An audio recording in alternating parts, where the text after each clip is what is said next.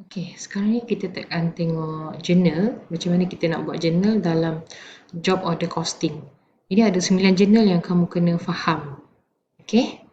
Journal yang pertama ialah journal kita beli purchase raw material inventory. Okey, kamu kena beli dulu bahan mentah untuk kamu buat segala kerja. Okay, purchase raw material inventory. Bila kamu purchase raw material inventory, dia akan debit raw material inventory, credit account payable, sama ada kamu beli secara kredit ataupun kalau kamu beli secara cash, dia akan credit cash. Jadi dia punya narration dia to record purchase of raw material. Okay, jika kamu cikgu tukarkan dia kepada bentuk ledger. Pada bentuk ledger, okay, ini ialah journal raw material inventory. Raw material inventory, jadi dia sebelah debit kan. Jadi dia sebelah debit, debit dia sama ada kita tulis dia account payable ataupun cash. Inventory ialah asset, jadi dia akan masuk sebelah debit. Okay.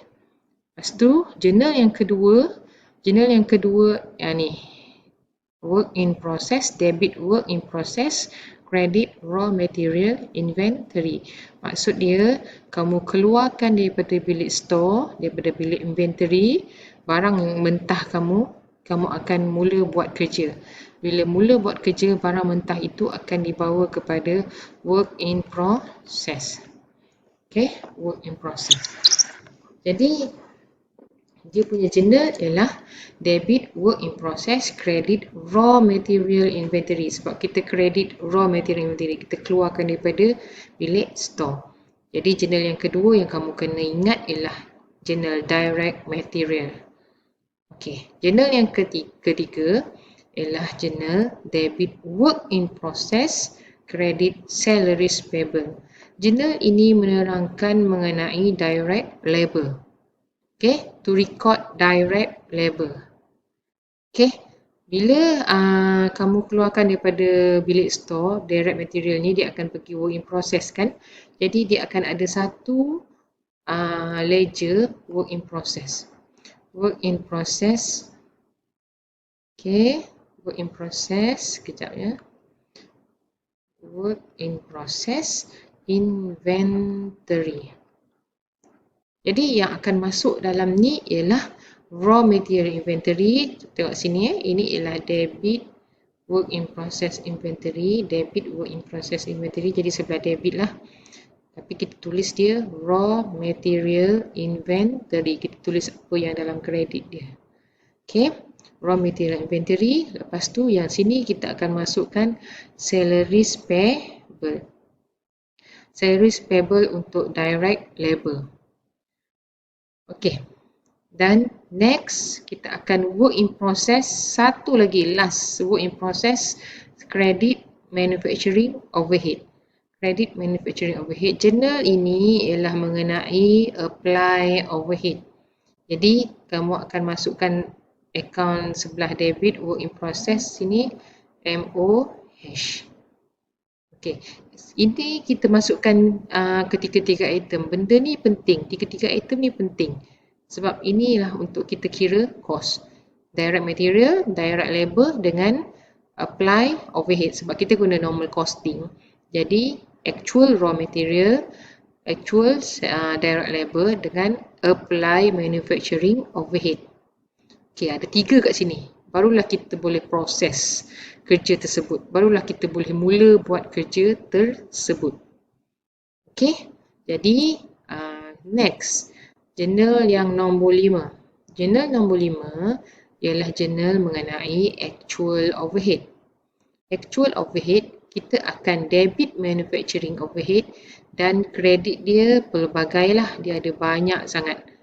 Contohnya, raw material inventory ialah untuk indirect material. Indirect material kan masuk manufacturing overhead. Jadi kita kredit raw material inventory. Okey, kamu tengok dekat sini, ini ialah sebelah raw material inventory. Jadi account raw material inventory sebelah kredit, dia akan masuk MOH. Satu akan masuk work in process, satu lagi akan masuk manufacturing overhead. Yang masuk work in process ialah direct material, yang masuk MOH ialah indirect material. Okey? Okey, selain daripada indirect material, kita ada juga indirect labor. Contohnya macam cleaner dekat dalam kilang. Salaries payable ini ialah untuk indirect labor. Samalah macam ni. Dia salaries payable, dia ada dua. Satu direct labor, satu indirect labor. Direct labor dia akan masuk work in process. Indirect labor dia akan masuk MOH. Okay? Okay, dia akan masuk sini. Lepas tu depreciation, rent, semualah pelbagai dekat sini. Nanti cikgu akan tunjukkan macam mana kita nak masukkan benda ni. Okay, tapi sebelum tu, nanti cikgu terangkan yang over atau under apply. Okay, lepas tu nombor 6, journal nombor 6 ialah bila kita proses, kita akan jadikan dia sebagai finished good. Finished goods inventory. Kita akan proses tiga-tiga benda ni dan kita akan jadikan barang tersebut sebagai finished goods inventory. Jadi bila dia pindah ke finished good inventory, kita akan ada account finished good inventory. Finished good inventory, jadi barang dia akan masuk sebelah debit lah, sebab ini sebelah kredit. Jadi ini sebelah debit lah. Debit dia datang daripada work in process inventory. Jadi journal dia macam mana? Journal dia debit finished good inventory.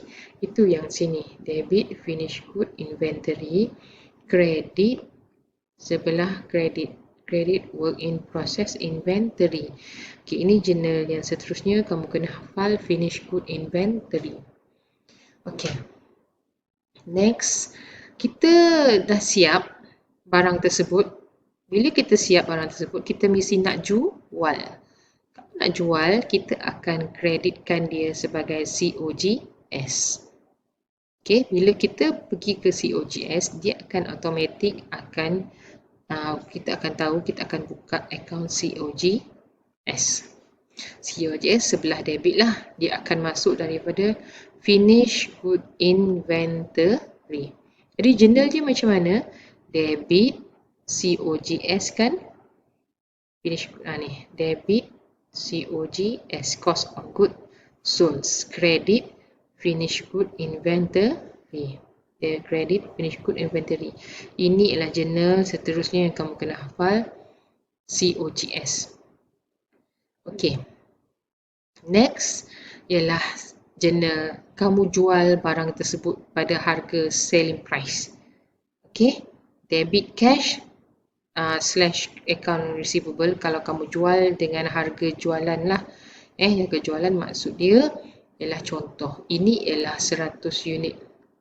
Ini 100 unit, cost dia ialah RM10. Okay, jadi dia cost of goods sold tu ialah RM1,000. Tapi kita jual bukan harga cost. 100 unit dia kita akan jual pada harga sales price. Contoh sales price ialah RM20.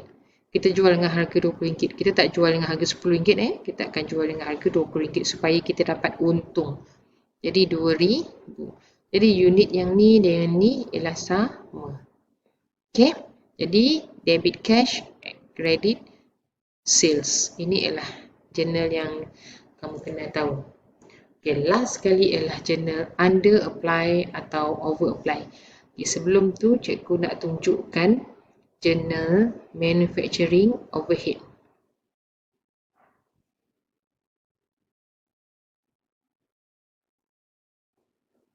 Okay, kamu tengok dekat sini journal yang nombor 4.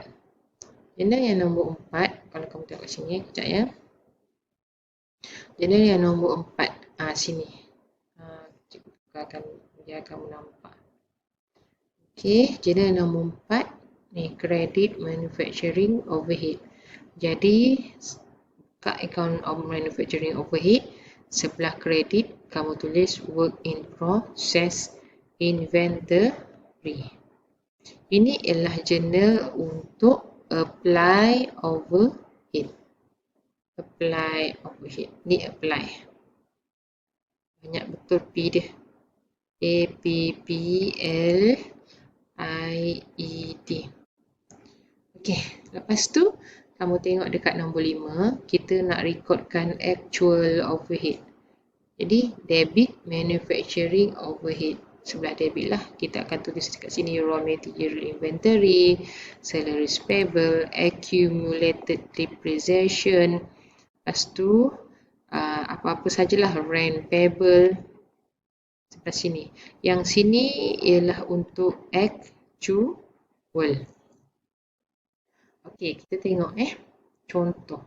Contoh apply overhead kamu buat 1000. Tapi dekat sini ialah 900. Okey, kamu estimate 1000. Tapi yang sebenarnya ialah 900. Jadi kamu overestimate, maknanya over apply. Jadi kat sini kamu over apply. Jadi over apply kamu akan adjust dia punya COGS. Jadi dia akan dapat sama. Sama banyaklah, ni 1000, ni 1000. Jadi kalau kita over, dia akan debit manufacturing overhead. Itu yang sini ni, debit manufacturing overhead, credit COGS. Ini ialah untuk over.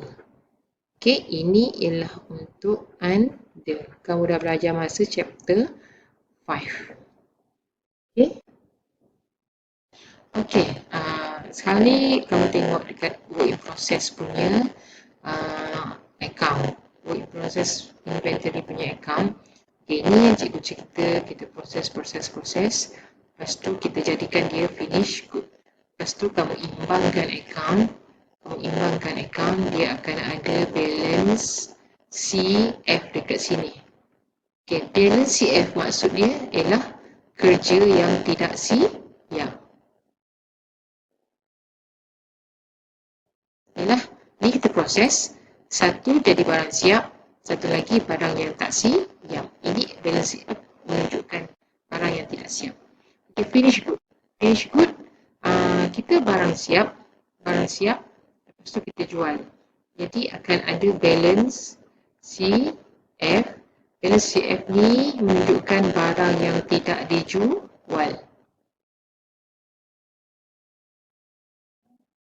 Contohlah, contoh sini 900. 900, lepas tu kamu jual 500. Jadi balance ni mesti 400 kan? Kamu akan imbangkan benda ni 900. Jadi ini ialah barang yang tidak dijual. Okey, sampai situ je.